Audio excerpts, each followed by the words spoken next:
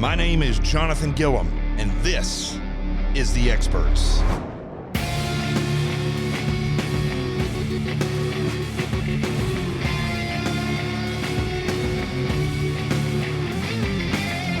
Is good, but Fox is not what it was. I'll be very honest with you. I don't know. They've become politically correct. You know, they think it's wonderful. They have more Democrats on than they have Republicans. I'm complaining about it all the time. You know, with all of that being said, we're doing much better than we did 4 years ago, and there's much more enthusiasm. You see these boat parades, truck parades, tractor parades. Nobody's ever seen anything like it. We have nothing to do with it. And the enthusiasm is much greater, and I think that's because we've really done a great job. You know, we've done things that nobody thought possible.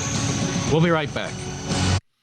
This is Jonathan Gilliam, and this is The Experts. The truth has arrived, and that was a soundbite from the Mark Levin show, but the Mark Levin show that they have on Fox News, not the regular radio show. And those of you that have watched his show on television and you've listened to his show on the radio, you know that on the radio, Mark Levin's show is totally different. He is very vocal on the radio, and his show is actually very calm on television.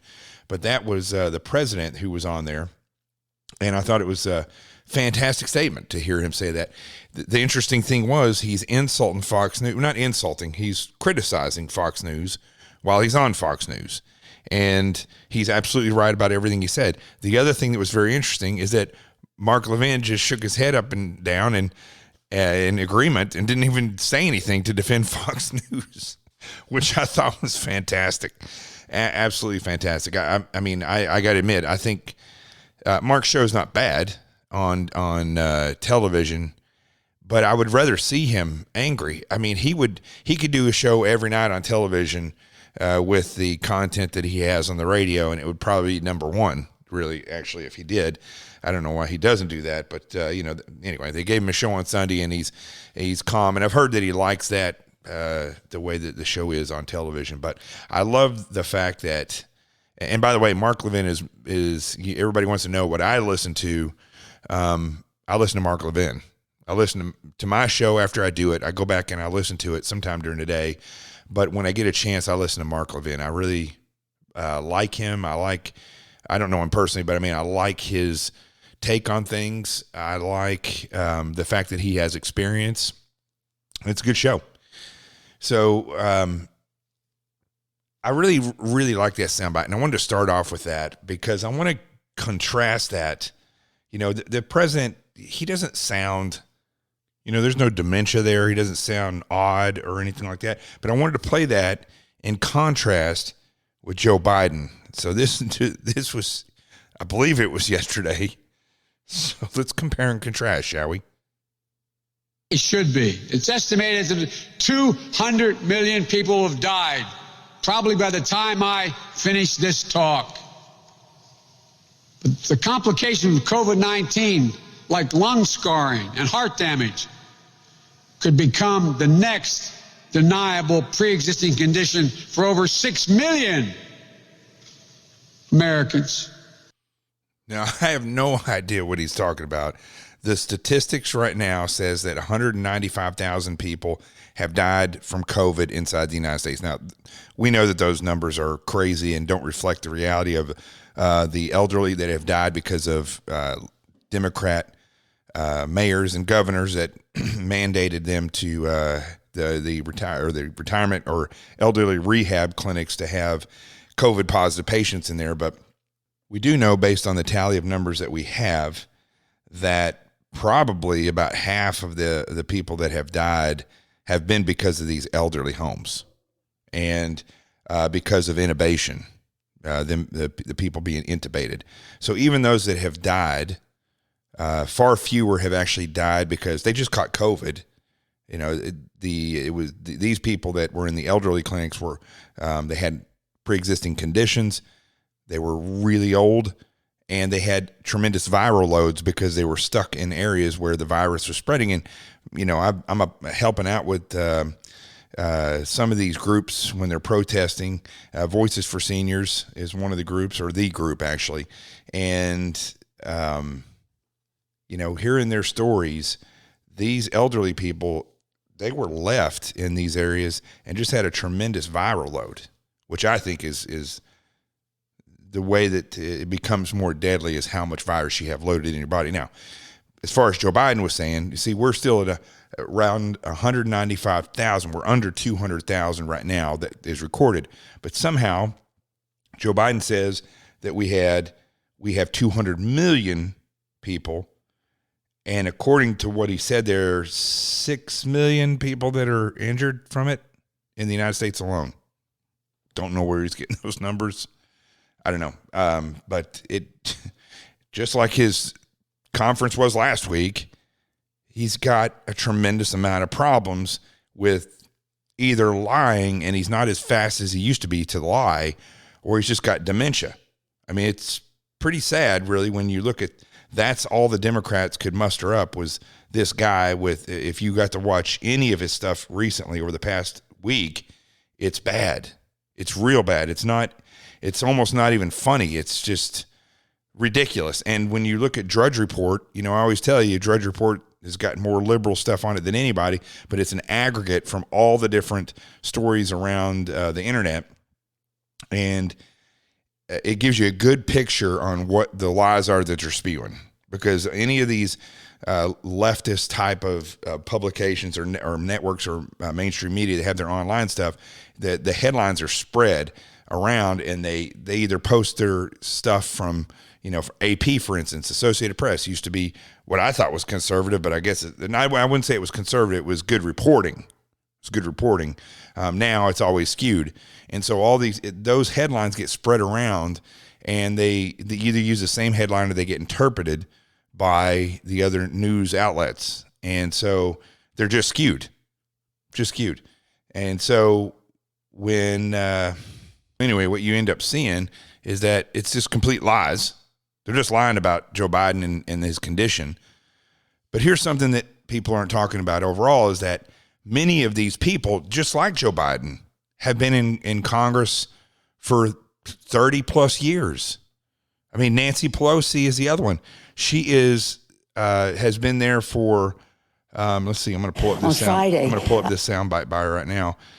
She was on with George Stephanopoulos, and listen to what she has to say. This makes no sense. 10 states, as I said, on Friday, I started their early voting the day that we lost Ruth Bader Ginsburg. But to be clear, you're not taking any arrows out of your quiver. You're not ruling anything out. Good morning. Sunday morning. Cuckoo. We have a responsibility. We take an oath to protect and defend the Constitution of the United States. What? What?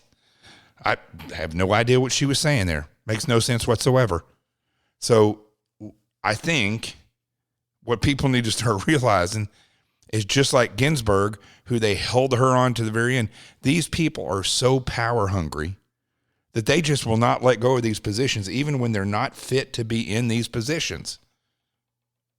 And you basically have two kinds of people up there in D.C. right now.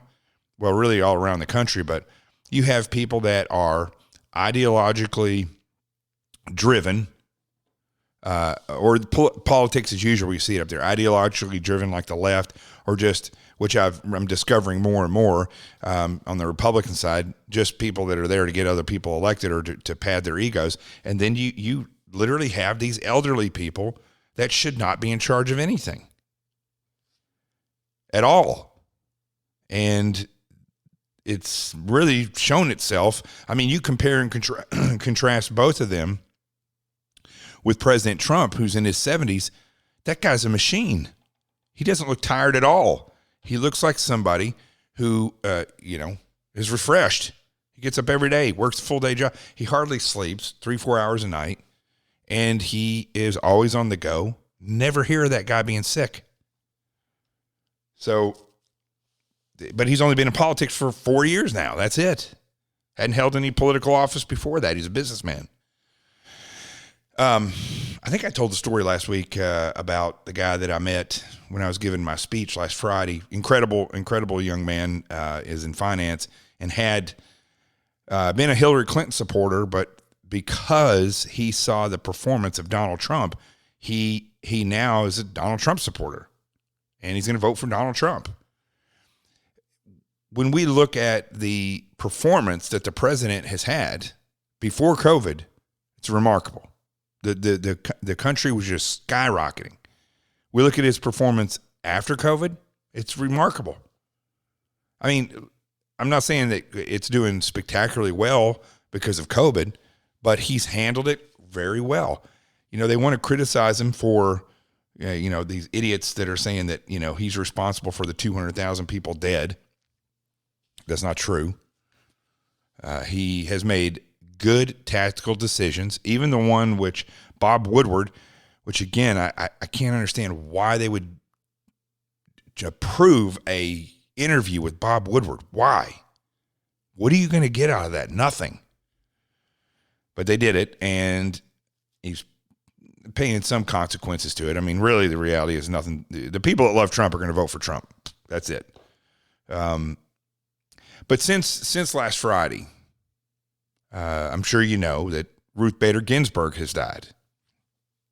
And just like everything else that has to do with politics these days, people are divided on whether or not she was a worthy or successful or, a judge or a hero. And I think she was to be honest with you, I tweeted this out today. In fact, I'm going to pull, it was a big, long set of tweets that I put in connection with, in response to, which I'm going to talk about that in a minute. Extremely disappointed in some of the people that are veterans, Marines in particular, are just fawning all over the left. I'm a little confounded by that. I don't know why that is. In this case, it's a member of the Special Forces who I know quite well. But he had responded after I wrote something about Lisa Page. Lisa Page tweeted out a picture of herself and two other women, and talking about they're here for her daughters or something like that. It was a quote about Ruth Bader Ginsburg, and she looks hideous. Lisa Page looks hideous, and one friend has a mask on. She doesn't have anything at all, and the other friend has her mask pulled below her chin. Not real sure what that is going to help.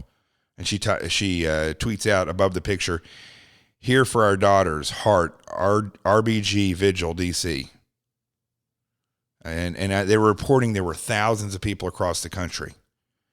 I know somebody who went to one of those. There were 40, maybe 30 people there.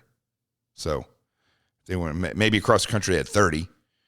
Anyway, below that picture, I wrote "creepy to an entirely new level," and then I put the definition of Medusa, because that's what they look like, Medusa. So anyway, Ben Collins, who I like as a person, is a good guy. I've been on TV with him before and radio, and he says what you want about Lisa, but as a father of two daughters, I can't imagine what their life would be like without the walls that RBG, that's Ruth Bader Ginsburg, broke down for them. Politics aside, that woman was an effing badass.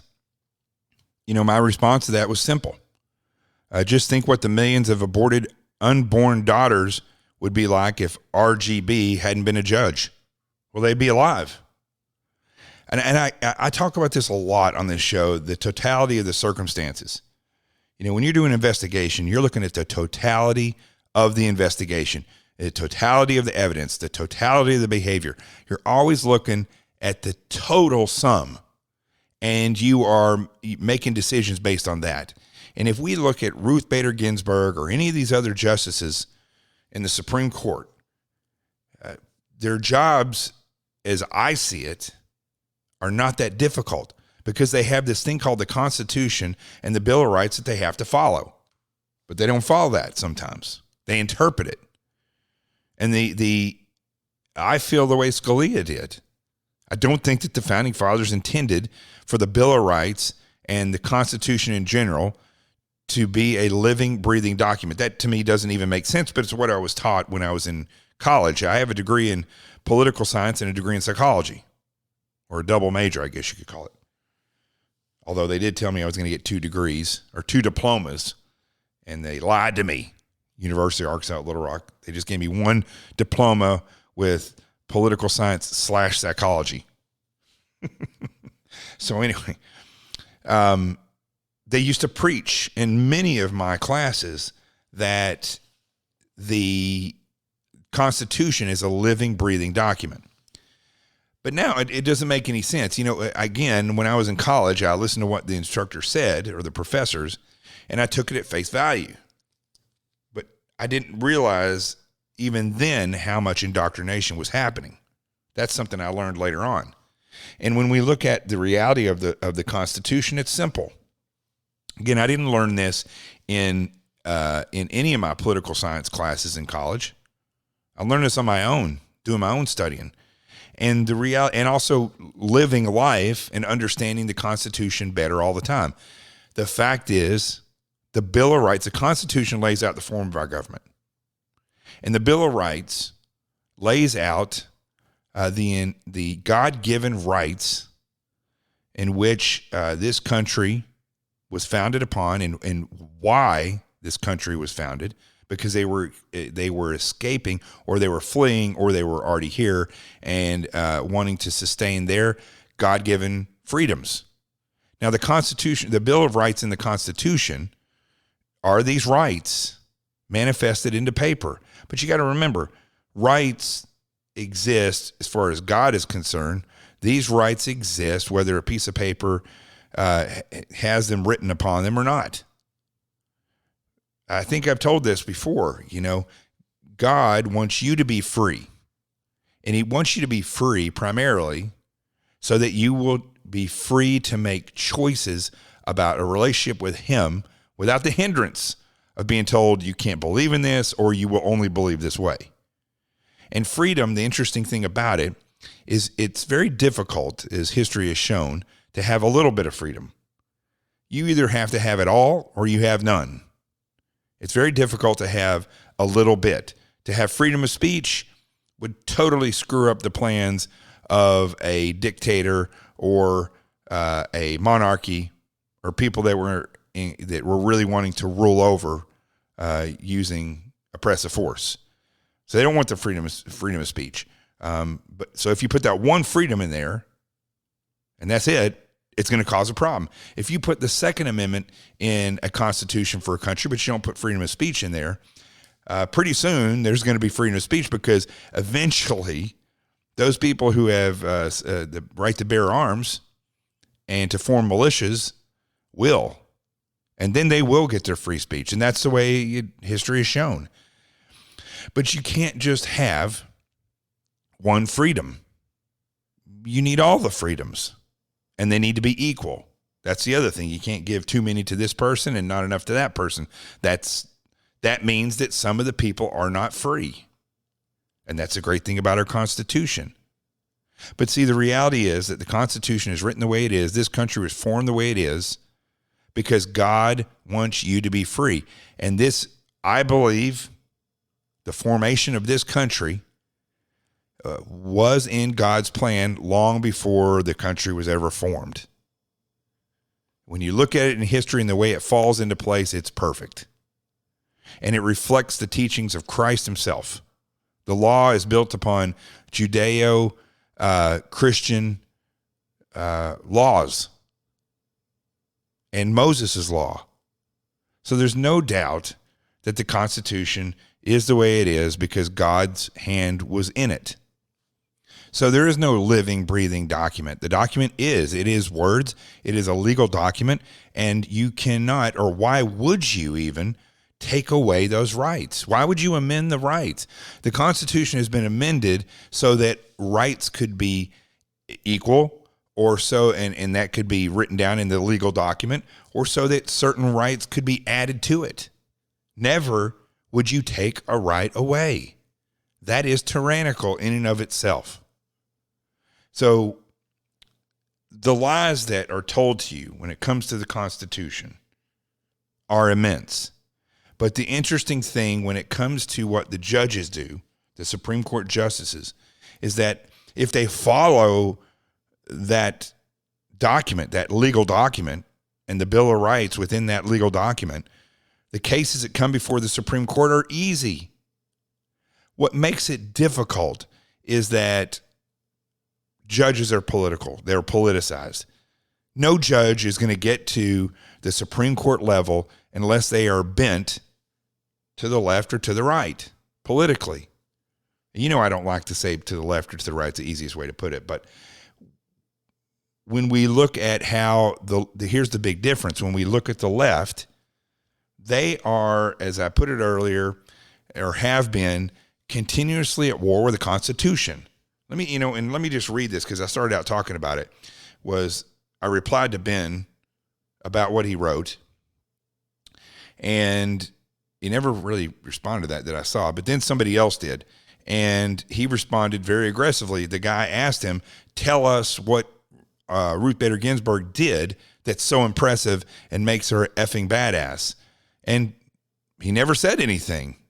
He never brought that out.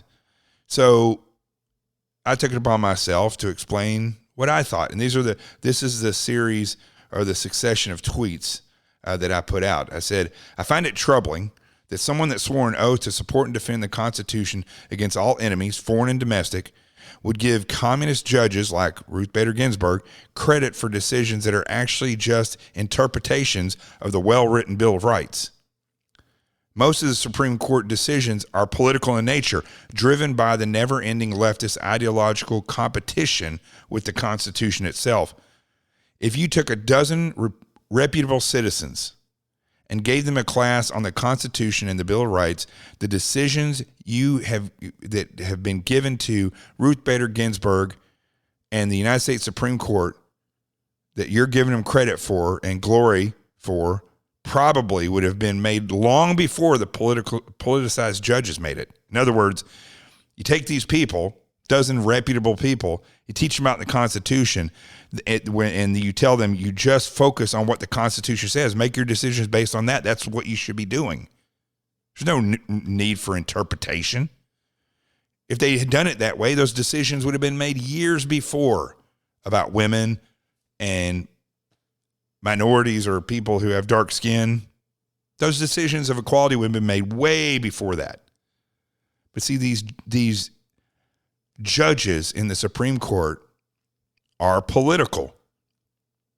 Now, I think Scalia, and I think he was a constitutionalist. I mean, he says he was. I think he was. And I think he followed that. But these judges now, they're activists on the left, or I don't know. It's hard to tell with some of them. Like, it's hard to tell when John Roberts gets up there and does what he did with Obamacare and approving that and basically saying you will be mandated to pay a tax for that. It doesn't make any sense. It's hard to call him conservative. But it doesn't seem like he's at war, whereas the left always does. And so I went on. I said, if we look at the totality of who Ruth Bader Ginsburg was and the decisions she made, they are all erased by her defense of abortion and the millions and millions of lives snuffed out because of her misinterpretation of the Constitution.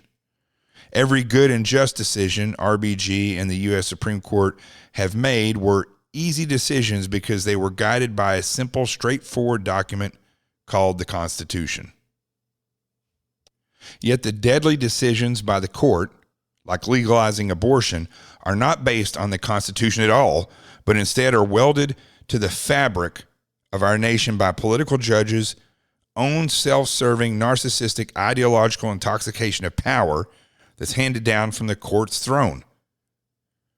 Often we make politicians and judges into celebrity figures when in fact we should be holding them under such great scrutiny and without reverence that any misinterpretation of the Constitution in its purest form would be punishable by immediate removal by the law itself. Of course, I didn't get any response to any of that from him, but that's the way I laid it out, and that's the way I see it. I don't think, look, if it was that difficult to govern, then we wouldn't have a Constitution that's 2 pages long. We would have had this massive 2,000-page bill like we have or had with Obamacare. But we didn't have that. We had a very short, precise, and to the point Constitution. So I'm very perplexed. I've talked to several other people. I'm perplexed about these veterans who've gotten out. You know, I had a longtime friend who was actually the honor man in my Ranger school. I like to call him call myself the honor man support because I helped him out a lot. And but a great leader. And I stopped talking to him. Because when there was this big debate after one of the shootings, school shootings or a church shooting, I don't remember which one it was, he gets on social media and goes on a rant about assault rifles and how bad they are. Well, there's no such thing as an assault rifle. I should say any rifle is an assault rifle. It's like calling a baseball bat an assault bat. Okay, you can assault anybody with a baseball bat. It's possible. You could call a fork an assault fork. It's still just a fork. A firearm is a firearm. It's really a club that has the ability to shoot a bullet. But the gun itself is not an assault rifle. AR stands for Armor Light Rifle, which was the company who made the original M16. And when he was talking about how the NRA and this rifle is responsible and for this and that, and civilians should not have that, it's absolutely opposite of what the Second Amendment and the Founding Fathers would have said. Absolutely opposite. And it disturbed me greatly. But now I'm finding, especially Marines, as I'm traveling around the country, I hear time and time again about people that know somebody who used to be a Marine, and they're far, far left. And I'm not just talking about a little left. They're like falling off the freaking cliff left. That's very disturbing to me, because I don't know if some of these people are actually being indoctrinated or changing as they get older, which I find very interesting. I mean, it's understandable that young people act the way they do because they've been indoctrinated in schools. But I guess that indoctrination has been happening for a long, long time. Look, when I went to college in 1988, graduated high school in 87, I go to college in 88, and I was immediately exposed in retrospect, going back and looking at it, I was immediately exposed to a liberal leftist interpretation of the Constitution. What's interesting is my other second half of my major, psychology, is when I look at what psychology has become today, I didn't see any hint. Psychology used to be very, very, it was a medical field. And so it was looked at very clinically. This is what we have proof of, or this is what, research has shown us. And that's what we believe. Now the research doesn't matter. They'll say whatever they want to say when it comes to, like, they took transgender, which used to be a psychological issue, and they turned it into a medical issue. Now, what does that mean? It means that they believe this is what the psychological career field is filled with, people that believe, or at least they've given into this belief, that somebody who is transgender has a medical problem. They were born with the wrong body. That's what they're saying. It's not that they have an issue of misinterpreting what their gender is. They're saying that no, they're actually right, that the body was produced wrong. That's how ridiculous that this whole leftist thing has gotten. It's gotten to the point where these people are literally throwing the book out of knowledge and replacing it with the book of opinion. And in what's supposed to be a scientific field, a medical field, psychology and psychiatry both, they've gone off the deep end. When we look at another tweet, I was full of tweets this weekend, and one of the things that I noticed, and I noticed this talking to all these different groups. I talked a little bit about this week. about the Republicans and their ground game. But it really is an issue. I already talked about it once last week. I just want to mention that again, because as I look at what's going on, and I look at the Ruth Bader Ginsburg, she dies. The Constitution in its very simplified or simple manner, which I just talked about, completely points out the structure of how a president is to function in picking out a Supreme Court justice. We pick the president nominates a Supreme Court justice to fill a vacancy. He's not going in and replacing the judge. The judge is dead. She's dead. She's not on this earth anymore. She's not coming back. So he's not replacing her. He is nominating another person to fill that vacancy. That's not called replacing. That's called filling a vacancy and appointing a judge. And it states very clearly that how he'll do that. And as Trump said today, a presidency, or the term of a president, doesn't last for 3 years and 9 months. It lasts for 4 years. So that means up until, praise the Lord, God, heaven and above, that he gets reelected. But regardless, he still has like 43 more days to appoint and approve this justice before the election. And there's nothing unconstitutional about it.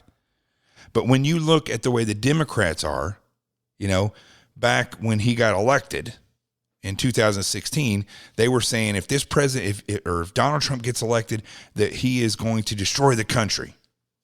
That's what they're saying. Now, they're all saying if he gets reelected, they're going to destroy the country. They've gotten this emboldened feeling that they can do whatever they want. And quite frankly, they can. They can do what they want. But here's the thing where I'm getting to with all this tonight is that we've got a major problem with the DOJ, and that includes the FBI and the CIA for that matter. CIA is not in the DOJ, but it includes them as well. And the problem is, where are the directors? Where's Bill Barr? He's Attorney General. Where's Christopher Wray? The dumbest, I tell you, Christopher Wray, in my opinion, is the worst FBI director we've ever had. I mean, Comey was probably the most criminal. Definitely did some very stupid stuff and put on a persona that he was holier than thou. But Christopher Wray doesn't seem to get it. I mean, he gets something. He's probably getting paid off by the right or the left, but he will not name Antifa as a terrorist group. They will not look at, as I did the whole show on last week, they're not looking at these different groups and charging them with treason and sedition. Treason is punishable by death. And as I read the definition to you last week, these people are fitting that definition spectacularly. But they refuse to charge him. Where's Bill Barr in all this? For the past couple of weeks, he's been making waves, saying stuff about the employees inside of the DOJ and how a lot of them are typically used to make decisions. Bill Barr doesn't make every decision himself. He task organizes those decisions to be made, and that's what these career DOJ attorneys do. See, that's where I got a problem with people being career attorneys in the federal agencies. If they have an ideology, or if a group of them have an ideology, then they will try to push that above the law. And that's what the left does. So where is Bill Barr? Why isn't the words treason and sedition came out of his mouth or Christopher Wray's mouth?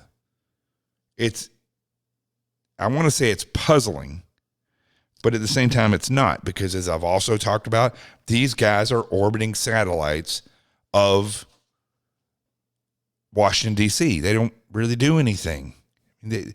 What you find is people who run these agencies, who are politically appointed, they are just that. They're politicians, and they don't make waves. And I don't think, I mean, in the past, there has been where the FBI and the DOJ had to get involved in this political stuff. I think it's cut and dry, just like I tweeted.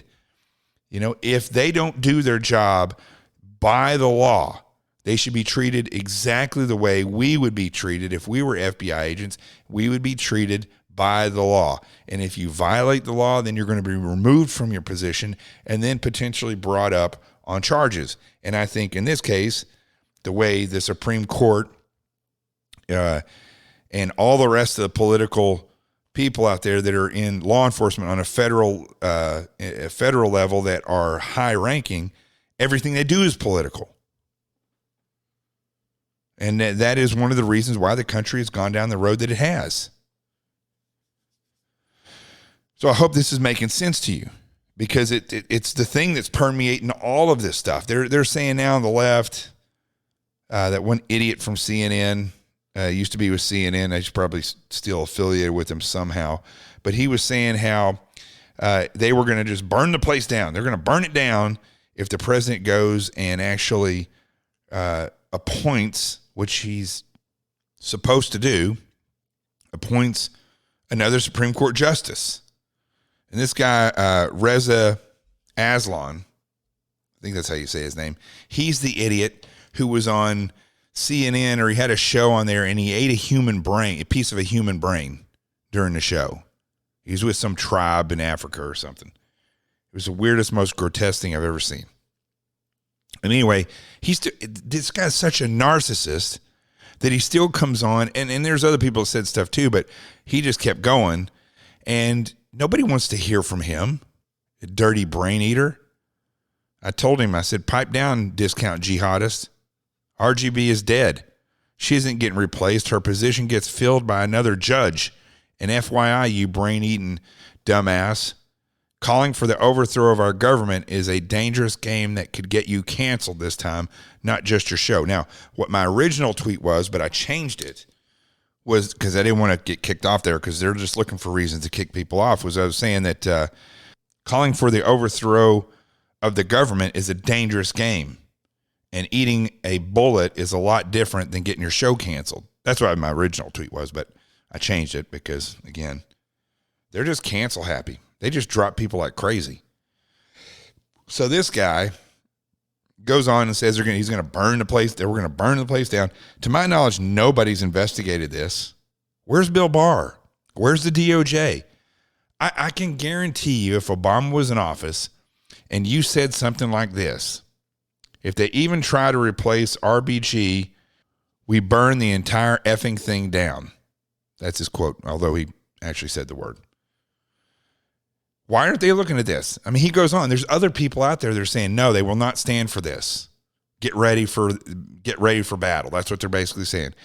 When you look, as I pointed out last week, at treason and sedition, conspiracy, I don't see how you could not. It only takes two people to witness something to call it treason.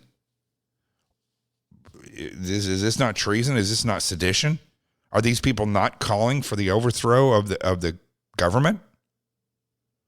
But yet, if you go out and you're at a Blue Lives rally, and Antifa shows up, and they want to pick a fight, and you indulge them with a fight, and you beat their ass, you're going to get arrested. Even though you're the one that had the protest, they came up there to mess with you and to instigate these things. Nothing happens to these people. They don't get arrested. I mean, some of these people in Portland and other places are getting arrested, but we're seeing mugshots of 20 people. There's literally hundreds and sometimes thousands of people out there that are breaking stuff and burning things down, trying to murder cops. Nothing happens. They don't look at this as an ideological war. And until they do, nothing's going to change. Nothing.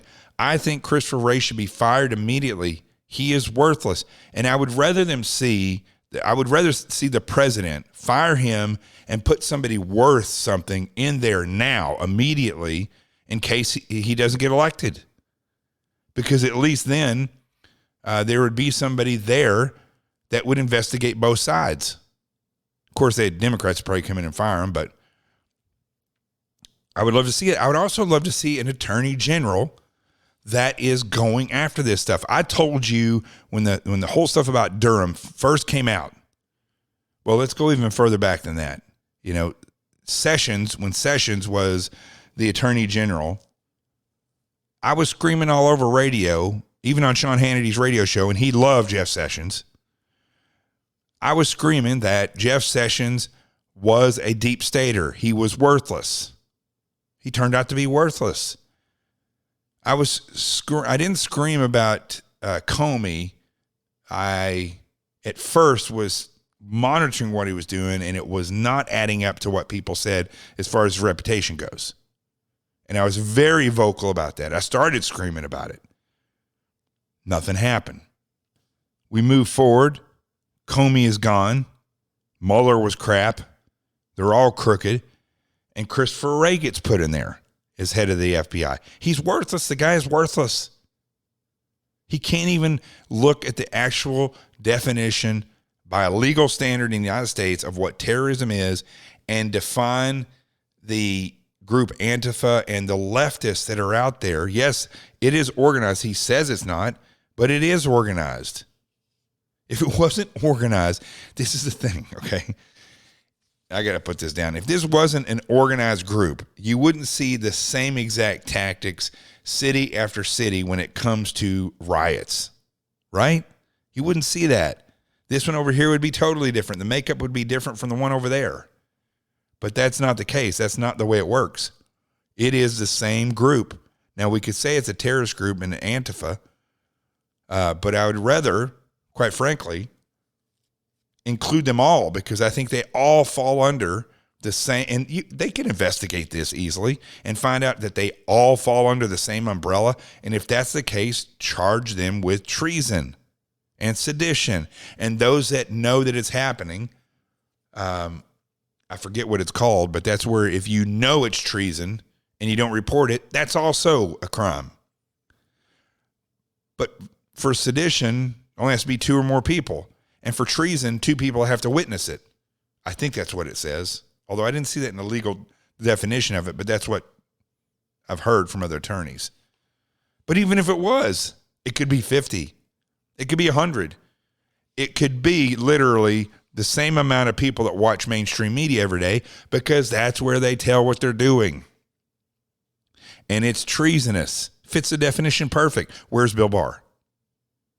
Where's Christopher Wray? Bill Barr is non-existent.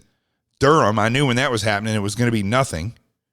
And Christopher Wray is a freaking moron. You add to that the reality of what the Republican Party is. Here's the bad part of all this, okay? The Democrat Party, which I tweeted this out today, they're organized. They have a ground game.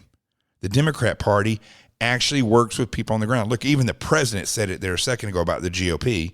He said, all these people are having car parades and boat parades. They're showing it by the thousands. He goes, we're not organizing that. And that's right. They're not. But if it was on the Democrat side, they sure as heck would. So why isn't the Republican Party involved in this? Because that's not what the Republican Party does. That's not what they stand for. They stand for getting people that they want elected and people that they know that they can keep their power base elected. That's all they do. Very rarely do they pick out somebody like Louis Gohmert and they get elected and he's a success. Typically it's like Ben Sass or Sassy, whatever you say his name is, or Jeff Flake or Jeff Sessions. Jeff's the name of the day. But these people they're wacky and they're establishment wonks. And the GOP doesn't do anything on the ground. Even here in Arizona, it's Trump victory, I think is what it's called. The people are doing the door knocking and stuff. And these are volunteers. They're not being coordinated by the GOP. Where is the GOP? It does not exist in their mission statement to have a ground game.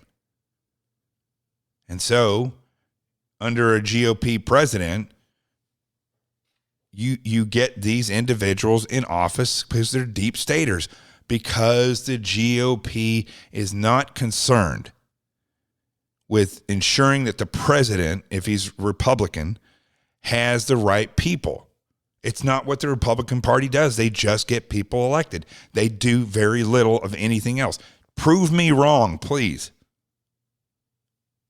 So when we see the reality of what's going on with this, with the replacement of Ruth Bader Ginsburg, they said they're going to riot. The left is going to riot. They're going to burn it down. It's been going on for months. Where is Christopher Wray? Where is AG Barr? What the heck has Durham been doing all this time? How much money do these prosecutors collect? Is there no time frame for this? They just, let's investigate it, and they just kind of stumble along? Because that sure seems like what they're doing. It sure seems like it. Let's take a break. We'll come back, and we're going to finish the show. We'll be right back. Hey, this is Jonathan Gilliam. I know you're listening to the show because you're tuned into the podcast. So you should go get my book, the best-selling book, Sheep No More, The Art of Awareness and Attack Survival. Now, the thing about this book is that it shows you how to look at yourself, your home, your business, your city, if you're a mayor. It helps you look at that from the attacker's point of view. Hey, heck, say you're running a campaign. You want to know what the Democrats think. You can use these same tactics to pre-think and forward-think what they may be doing. So Sheep No More, The Art of Awareness is exactly that. It's an art. It takes a technique called attack and defend, shows you how to look at yourself from the attacker's point of view, and then turn around and set up defenses based on that information that you gain from looking at yourself from the attacker's point of view. The attacker, the defender, attack and defend. That's the technique. And then I also made one for the children called The Adventures of Teen Little Bigs, a parent's book for children. It has lessons built into the pictures, and then you go to teenlittlebigs.com and you get the lesson plans. The whole thing, Sheep No More, The Art of Awareness and Attack Survival. It's 2 workbooks, and the Team Little Bigs, a parent's book for children. All of it together, you can totally and completely secure your homeland, the ones around your home or your city or your business. You should go check them out. They're available anywhere books are sold. And I guarantee you, if you apply it, you will be absolutely safer than you were before. Sheep No More, The Art of Awareness and Attack Survival, and The Adventures of Team Little Bigs, a parent's book for children. Go get them.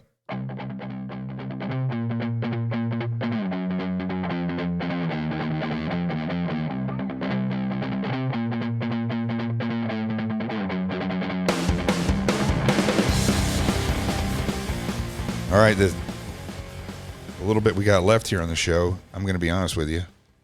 I don't really have anything else to say because this is driving me crazy. You know, I told you all that I come in and I do my research all night, and when I get to there is one other thing I want to talk about. When I get to the show, sometimes I just start talking about something completely different than I did my research on, but the research actually helped me with the overall picture of what I was going to talk about. But in this case, I keep seeing this stuff over and over again that's going on. And all weekend I had to listen to this crap from the left talking about how, they were going to go to war. They're going to do this or they're going to do that. They're going to burn this down or burn that down. And there's no DOJ anywhere. They won't even, just like ISIS, they won't call them fundamental Islam. They won't name them for what they are. Same thing here. They won't call them treasonous leftist communists. They just won't do it. And it's driving me crazy because the American people, if the government doesn't do what they're supposed to in order to save the government, then the people are going to have to do it. And that's not treason. That's actually supporting and defending the government. But with these people, look, if there's an attorney general, head of the FBI, that's not going to do anything to stop these people, what do you think those same people are going to do to you or to us? They're going to crucify us. I mean, unless we stand together in a big enough number. But there are 2 stories that I did want to bring up real quick because these are, I would say hilarious, but they're stupid. It's 2 stupid things, okay? One is, again, on Drudge Report, I talk about this all the time. The Drudge Report is a leftist aggregate for other online publications. But this story comes from Politico, which is a left-leaning online publication. And it says, Biden's polling lead nears magical numbers. Now, listen, I've been 3/4 of the way around this country in the past month. I can tell you right now, yesterday they had a car parade in Long Island, New York. Something like 7,000 cars showed up. You don't see anything like that for Biden. I go around and I talk to people who are liberal and conservative. The liberals are perplexed at what to do. They do not want to vote for Biden, and they do not like listen, I have friends who are liberal, but they're not communists, and they certainly don't like this burning down of cities. They don't like where they're going with this stuff. In New York City, in New York in general, they're going to start taxing even more. And people are ready to get out. So I doubt very seriously that Biden's polling lead has neared magical numbers. I mean, the older he gets, the more he looks like Jerry Brown. He got all that plastic surgery just to look like Jerry Brown. That must suck. Now, here's the last story. I'm going to just say this. Airline CEOs plead with Washington as layoffs loom. And I got one thing to say about that. Sorry. Listen, if you want, I'm one of the people, right? There's the people. That's who are responsible for taxes. If the airline industry wants a bailout, then they need to stop with supporting the leftists, and they need to stop with punishing people for being patriots. American Airlines, Delta Airlines. We don't need that. American Airlines kicked one air marshal off a plane because he had an American flag gaiter. That's the thing you pull up from your neck. He had an American flag gaiter on, and they kicked him off the plane. I don't see how that's possible, but it is. I was an air marshal. Listen, I give great compliments to flight attendants. If you're a flight attendant and you listen to this, you're the unsung heroes of the sky. You probably save more souls on an annual basis than anyone else because you're like the cops of the sky. In fact, I think you should be cops. If they did that, we had no problems with any shoot downs if we armed the flight attendants, which I've had an argument when I was an air marshal with a flight attendant who just insisted she would never carry a gun. I didn't realize back then that was a total lefty snowflake that I was talking to, but it was true. Anyway, that's a whole nother debate. But airlines, if they want to take government money to save them, then they should be not doing things like American Airlines, where I was told by an employee that they had the TV on in the ready room. That's where the flight attendants and the pilots go before they fly. And Fox News was on there. And somebody complained to HR because they said they felt threatened because CNN was on the television. That person should have been fired. They should have been fired. But that's not American Airlines. No, they didn't do that. They changed it and mandated it has to be on CNN now. That's how crazy and strange that the airline industry has become. Another woke company, quote unquote. So I'll leave you with this today. Hope you have a great Monday. And as I've been saying in the past shows leading up to now, with all this stuff that's going on around the country, with the riots, the burning down of buildings, taking over police precincts, sometimes trying to cement the police in there so they can burn them alive, riots that are going on for hundreds of days, people being shot, all the while these people are saying that they are Marxists and they want to overthrow the government of the United States. My question is, where are you, Bill Barr? Where's the DOJ? Where's Christopher Wray and the FBI? If you're not going to do your jobs, get out. I'm Jonathan Gilliam. This is The Experts. The truth has arrived. Peace, and I'm out of here.